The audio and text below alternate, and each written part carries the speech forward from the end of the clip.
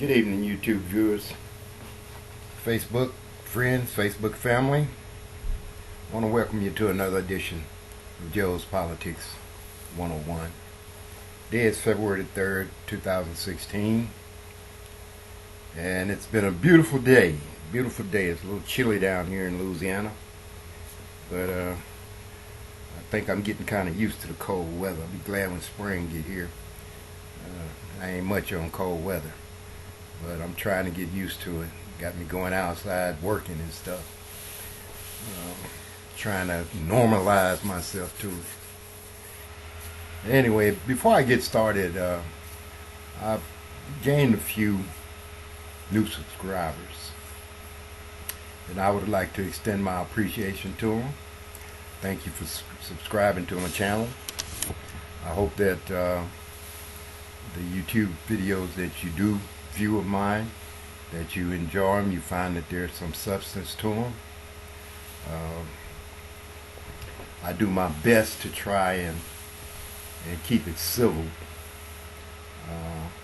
and respectful, so that anyone and everyone can enjoy it if they want to watch them.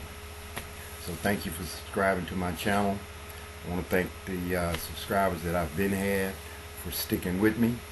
I am trying to grow my channel. I feel like eventually I'll get around to getting a few more subscribers up to a point to where I can kind of go public with my channel. Today I want to talk about my party, the party that I support, which is the Democratic Party. Normally, you hear me talking about the Republicans, which I have a whole lot that I can say about Republicans. It's not that I don't like people that are Republicans. It's just that I don't support the policies of many of the Republican politicians. They seem extreme, and much of their rhetoric come from the extremist playbook. So that's why you'll hear me talk about them a lot. It's mainly because of their policies and the things that they have done in the past and things that they say they will do in the future. So, but today I want to talk about my party association. I've been a Democrat all my life. I guess it comes from my upbringing. My mother was a Republican up until John Kennedy came along. And once John Kennedy came along, and with the things that he said and the things that he, I guess you would say, more or less promised to Americans, it was something that my parents and many millions of black people supported. You know, getting rid of the Jim Crow laws and trying to bring about some equal opportunity. You know, if you studied history and you know anything about history, after the Emancipation Proclamation, Afro-American people were supposed to be free people. You know, they're supposed to be like any other American, be able to go and come and do and, you know, try to seek out the American dream. Well, the states, the counties, and the local municipalities didn't see it that way, so they come up with all kind of different laws. You know, we call them Jim Crow laws, black codes. You know, they different names for them depending on what the area that you were in. Me being at my age, you know, I experienced in some areas that sort of treatment. I can't say that it was physically abusive, but it was psychologically got me down. You know, it made me angry during those years. But that's neither here nor there. You know, things have gotten a little bit better. Not quite as good as they could be, but they are better. But We have in our country a two-party system. We have a Republican Party and a Democratic Party. And you have to think about, how have these two parties survived all of these years when we had the Know Nothing, the Whigs, and all these different political parties that have sprung up in the history of our country, and we come out with these two parties. I believe it's partially because people in America want to keep things sort of simple. And we believe that, this is my belief, and I say we because we are Americans. And I would imagine that there are some people who share in the same views that I do. But that a two-party system gives us an opportunity to pick and choose, which side we want to be on or which policies we want to support. Over the years, we've come up with this thing about independence, and right now we have Hillary Clinton, who is a declared Democrat, has been a Democrat as long as I can remember her. And then we have Bernie Sanders, who identifies himself as an independent. Now, I have a problem with people that call themselves independent. And the reason I have a problem with people who call themselves independent is because independence to me means you're neutral.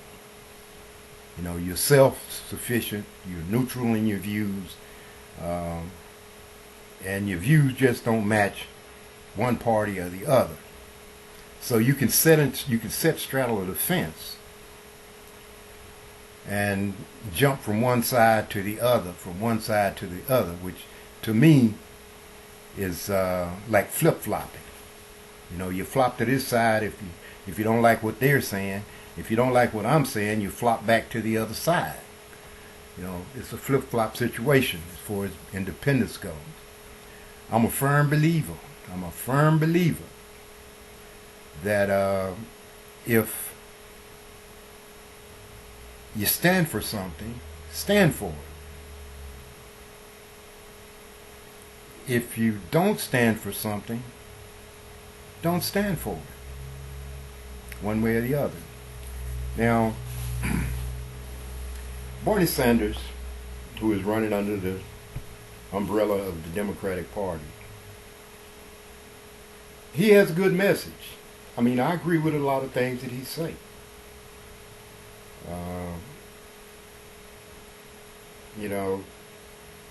Free school for everybody, that's great. That would be a great thing. And in a lot of states, prior to a lot of what President Reagan destroyed and took apart, we had schools, colleges that you could go to that didn't cost you any money, especially community colleges. California was one of those places. Medical health care for everybody. That would be great. That would be so great. That everybody wouldn't have to worry about how they're going to pay for a doctor's bill, or if they can get health care. If someone gets sick, they can go get taken care of. That would be great. Bernie Sanders talk a good game. Financial, economics, break up the banks, break up the big banks, which, some things are too big to have because it gives people too much power in our economical system. If you could bring it back to, where it was locally controlled, or maybe one national bank to control a lot of stuff like we're supposed to have in the FDIC. But, we have these big corporations, people with all of this money that manage to do different things. Bernie Sanders' game is really good, but Bernie Sanders is a senator, okay? And he knows very well, he knows oh so well, that the things that he's talking about, he cannot do. He cannot do those things because the Senate and the House of Representatives are the ones that's going to have to go through. How are you going to get this through this already over ignorant Republican controlled Senate and House of Representatives? Okay, where are you going to get the money to spend on all of this stuff? You say you're going to tax people. Okay, that's fine. You're going to get your taxes. I don't mind paying my taxes because it provides for my services. I don't mind. I really don't mind. Increasing the taxes on people like myself, I'm not really happy about that because of the medical care thing. When we have rich people in these banks and all of these places that's getting all of these tax breaks, all companies getting these subsidies, you know, these humongous corporations getting tax breaks and then hiding their money overseas. So Barney is really talking a good deal. Now Hillary Clinton, and before I get into Hillary Clinton, I want to say this. I'm sort of fed up with old white men thinking that they're the only ones that can run this country. I don't like the idea of a political revolution. I don't like that theory, that idea. You know, what you're going to do, create some kind of chaos in our country? We already have enough political chaos as it is.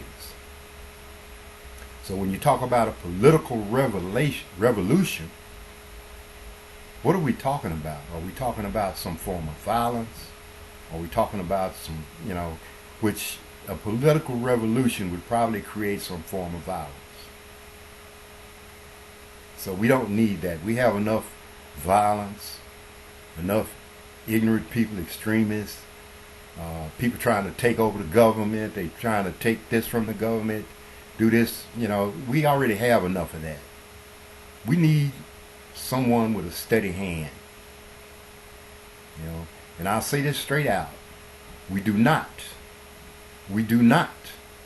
need another Republican president at this point in time in our journey. Now, Hillary Clinton, you know, ever since I can remember, Hillary Clinton, Bill Clinton, there's always been people that's digging around trying to find this and trying to find that. They always trying to find a scandal on the Clinton couple. Much of it's about nothing. You know, this email stuff, classified, unclassified, classified secret. Did she receive it? Did she not receive it? When did she receive it? Was it classified when she received it, or was it not? She had a personal service. She's not the first Secretary of Defense that had that. And she probably won't be the last until they get that whole situation really under control. So why do we want to make a big issue out of that? Speaking fees. Now I'm going to be perfectly honest with you. If anybody, anywhere, in any country, in any parts of this world wants to give me in six figures to come out and speak, I'll be damned. I'm going to go speak. You get paid for what you do. Now to blame it because it was Goldman Sachs or whatever financial bank it was or company it was, to say, well, they paid you so many dollars to do this. Well, what the hell? I earned that money. That's money I earned. I went and spoke at their convention or to their people or whatever it is that they asked me to do, and they gave me a check for six figures, whether it be $1 million or $100,000 or whatever. It's none of your damn business what I made on my speaking fees. What's that got to do with me running for president? Nothing. That's money I earn. That's what I do for a living. Bill Clinton speaks for a living. He gets paid for doing that. If I go speak, and that's part of how I make my living, then I'm good to go, as far as I'm concerned. So they need to get all of this old bullshit out of the way. Excuse me, I'm trying to keep it simple. Get all this old mess out of the way. Bernie Sanders just trying to throw little wrinkles in the election. Come up with some substances. You know, come up with some issues other than break up the banks, other than political revolution. Come up with some things that you're going to do. We got a lot of problems in our country. We got our military people that's hung out in the Middle East. We need to get them back. We got infrastructure that needs to be taken care of. We need to get built and repaired. We got jobs we need to develop in the country. We need to get some of the manufacturing jobs back into this country. You know, we need to ring in all of this financial corruption. Let's talk about those issues and how you're going to do them, rather than talking about whether Hillary Clinton had 2 emails or 10 emails, or whether she received $50 or $100,000 for a speaking fee. That has nothing to do with running for president. Running for president is how are you going to run the United States of America. And that's the bottom line.